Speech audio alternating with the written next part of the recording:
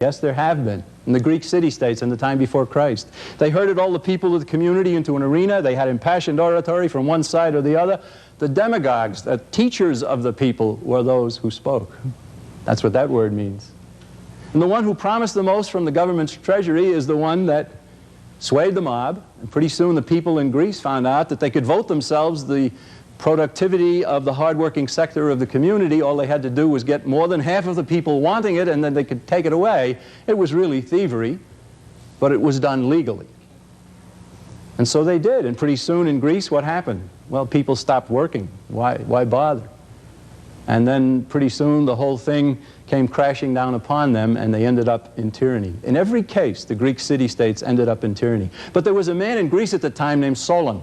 His name has come down in our language as a common noun, as a lawyer or a lawgiver.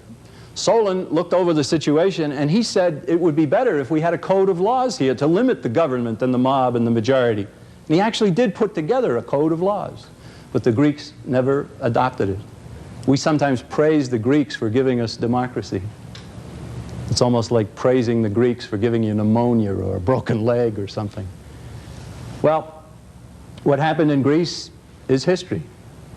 And they never did adopt Solon's principles. But about 600 years before Christ, the people who lived in what is Rome today overthrew the kings and began a representative-type government. Then they sent a delegation over to Athens to study what had happened. They came back with Solon's principles.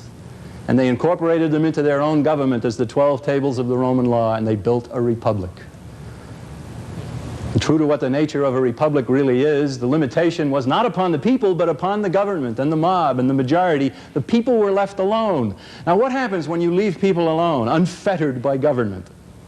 They work hard and they produce. And the big reason is that they're able to keep the fruits of their labor. Nobody has ever come up with a better incentive to work than that you be allowed to keep the fruits of your labor. And so they went to work, and they far exceeded their wildest imaginations. Personal wealth went up, the standard of living went up, the amount of goods overflowed, and they were really in a very nice situation. But in just a few short generations, they too forgot what freedom was.